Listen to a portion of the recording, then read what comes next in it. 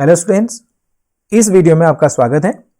इस वीडियो में आज हम चारगाफ के नियम के विषय में पढ़ेंगे। तो आइए शुरू करते हैं। इरविन चारगाफ ने 1950 में डीएनए का रासायनिक विश्लेषण किया और कुछ निष्कर्ष निकाले। उनमें से पहला है, डबल स्ट्रैंडेड डीएनए में एडेनिन की कुल मात्रा थायमिन की कुल मात्रा के बराबर होती है, अर्थात A बराबर T। यहां आप देखेंगे, यहां डबल स्ट्रैंडेड डीएनए की एक संरचना दी गई है जिसमें डीएनए के दो स्ट्रैंड हैं। पहला स्ट्रैंड 5 प्राइम टू 3 प्राइम और दूसरा स्ट्रैंड 3 प्राइम टू 5 प्राइम। इसमें एडेनिन की कुल मात्रा थायमिन की कुल मात्रा के बराबर होती है। एडेनिन हमें पता है 2 हाइड्रोजन बॉन्ड से हमेशा थायमिन के साथ जुड़ा रहता है और साइटोसिन 3 हाइड्रोजन बॉन्ड के द्वारा ग्वानिन से जुड़ा रहता है। तो अगर एक स्ट्रैंड में हमें नाइट्रोजन बेसेस मालूम चल जाते हैं तो दूसरे स्ट्रैंड के नाइट्रोजन बेसेस हम आसानी के साथ ज्ञात कर सकते हैं। जैसे पहले स्ट्रैंड में अगर यहां पर एडेनिन है तो दूसरे स्ट्रैंड में इसके अपोजिट इसका कॉम्प्लीमेंट्री थायमिन उपस्थित होगा। तो इस तरह से हम एक बार इसके एडेनिन की संख्या गिन लेते हैं। पहले स्ट्रैंड में एडेनिन की संख्या 1, 2 और 3 और दूसरे स्ट्रैंड में 1, 2 और 3। इस तरह से एडेनिन की कुल संख्या यहां पर 6 है। एडेनिन के कॉम्प्लीमेंट्री बेस के रूप में थायमिन उपस्थित होता है। तो थायमिन की कुल संख्या यहां पर है, इसको भी हम लोग गिन लेंगे कि थायमिन की संख्या कितनी है। 1, यहां पर 2, 3, 4, 5 और 6।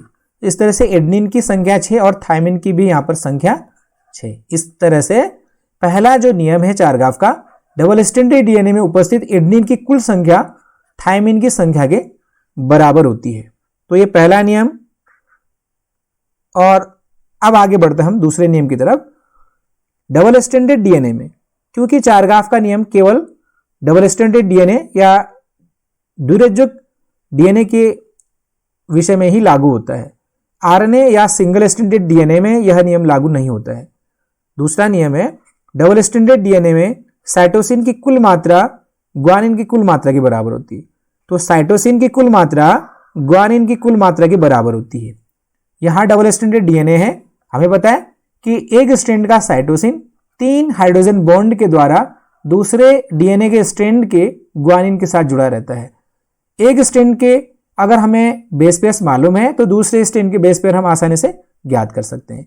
आप देखेंगे, अगर हम साइटोसिन की संख्या यहां पर गिने 1, 2 और दूसरे स्ट्रैंड में भी 1, 2। इस तरह से डीएनए में कुल साइटोसिन की संख्या है 4।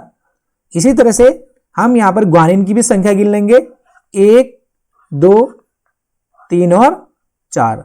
इस तरह से ग्वानिन की संख्या भी आ जाती है 4। तो जो दूसरा नियम है उसके अनुसार डबल स्ट्रैंडेड डीएनए में साइटोसिन की कुल मात्रा ग्वानिन की कुल मात्रा के बराबर हो जाती है।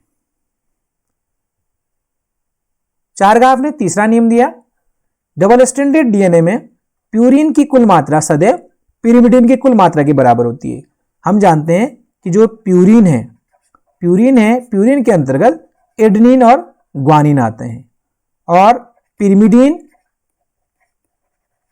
के अंतर्गत साइटोसिन, थायमिन और यूरेसिल आते हैं। चूंकि हम बात कर रहे हैं डबल स्ट्रैंडेड डीएनए की, तो यहां पर यूरेसिल अनुपस्थित होगा। तो डीएनए में पाए जाने वाले प्यूरिन एडेनिन और ग्वानिन और पिरिमिडिन साइटोसिन और थायमिन होते हैं। तो प्यूरिन की कुल मात्रा अर्थात A प्लस G किसके बराबर हो जाएगा? C प्लस T के। एडेनिन और ग्वानिन की कुल मात्रा साइटोसिन और थायमिन की कुल मात्रा के बराबर होगी, अर्थात A प्लस G बराबर T प्लस C।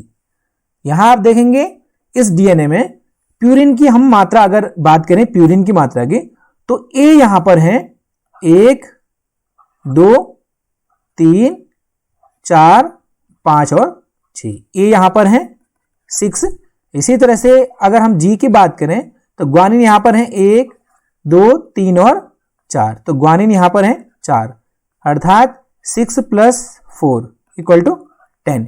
इसी तरह से अगर हम अब बात करें थायमिन की, तो थायमिन यहाँ पर जितने एडेनिन है उतने ही होंगे थायमिन, तो थायमिन भी कितने होंगे 6 होंगे, और साइटोसिन उतने ही होंगे जितने कि ग्वानिन होंगे, बराबर 10। तो 10 इक्वल टू 10। तो इस तरह से किसी भी डबल स्ट्रैंडेड डीएनए में प्यूरिन की जितनी मात्रा होगी उतनी ही पिरिमिडिन की मात्रा होती है। तो यह चारगाफ का तीसरा नियम है। तो चारगाफ के नियम के आधार पर अब हम एक न्यूमेरिकल हल करते हैं। प्रश्न है, यदि एक द्विरज्जु की डीएनए या डबल स्ट्रैंडेड डीएनए में 20% साइटोसिन है तो डीएनए में मिलने वाले एडेनिन की प्रतिशत की गणना कीजिए। प्रश्न के अनुसार साइटोसिन की मात्रा दी है, साइटोसिन बराबर 20%, और डीएनए में मिलने वाले एडेनिन की मात्रा क्या होगी। हम जानते हैं चारगाफ के नियम के अनुसार साइटोसिन की मात्रा बराबर ग्वानिन की मात्रा। अगर साइटोसिन की मात्रा 20% है तो ग्वानिन की मात्रा भी 20% होगी, क्योंकि साइटोसिन की मात्रा उतनी ही होती है जितनी ग्वानिन की मात्रा होगी। तो इस तरह से दोनों की अगर मात्रा हम जोड़ दें 20 + 20 इक्वल टू हो जाएगा 40।